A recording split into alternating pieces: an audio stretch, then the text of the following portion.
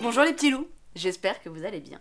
Pour le conte d'aujourd'hui, on enfile son manteau direction la Russie, où une jeune princesse pour le moins étonnante réussit à se jouer du tsar. La devinette du roi.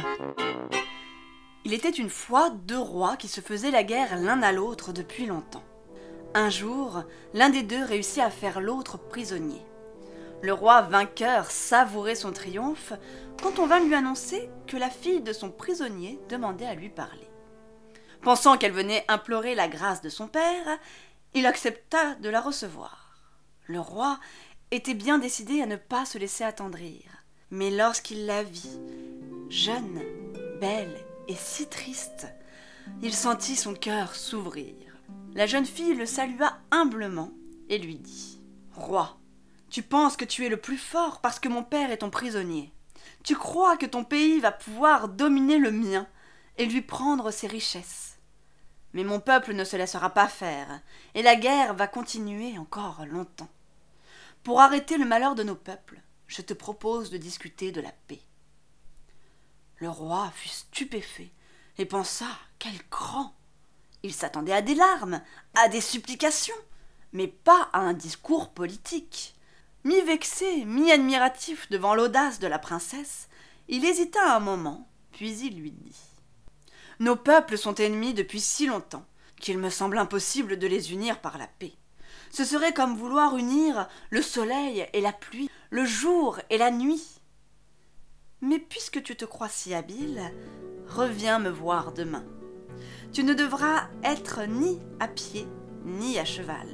Tu ne devras pas avoir de vêtements, ni être nu. Tu viendras à la fois sans cadeau et avec un cadeau.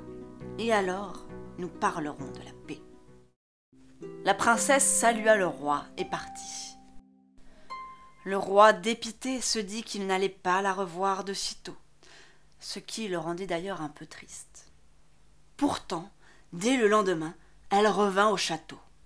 Le valet entra perplexe. « Sire, la princesse Evgenia. » Le roi fut pris de court, mais était ravi de revoir la princesse, et s'exclama « Vous voilà donc déjà devant moi ?»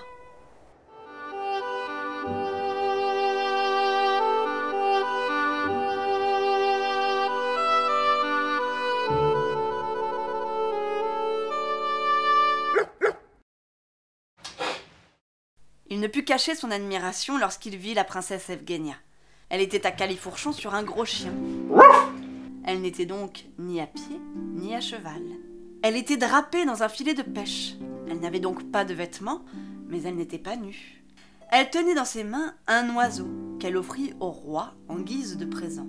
Mais dès qu'elle ouvrit les mains, l'oiseau s'envola et le roi n'eut pas de cadeau. Evgenia, fière d'elle, rétorqua au roi « Me voilà triomphante. Alors, ne devons-nous pas discuter de la paix, mon bon roi ?» Le roi fut bien obligé de parlementer avec la princesse et de trouver une solution pour amener la paix dans leur royaume. Et comme il la trouvait aussi belle qu'intelligente, il lui proposa une solution inattendue. « Peut-être, très cher, dit-il un peu penaud, que la solution serait de nous marier. Alors nos royaumes seraient enfin en paix. » La princesse accepta volontiers. Leurs deux pays ne firent plus qu'un royaume, qui vécut désormais en paix. Ah là là, j'adore cette histoire. Moi aussi. C'était mon histoire préférée quand j'étais petite. Et puis cette princesse, elle est trop cool, non? Oh, grave! Tellement. La classe, quoi. En tout cas, ça nous rappelle que l'intelligence, c'est vraiment la meilleure des armes. Bon les petits loups, je compte sur vous pour vous abonner à la chaîne. Pour liker la vidéo. Pour mettre des commentaires. Et partager la vidéo. On se retrouve également sur Facebook et sur Instagram. Et je vous dis à bientôt pour de nouvelles aventures enchantées.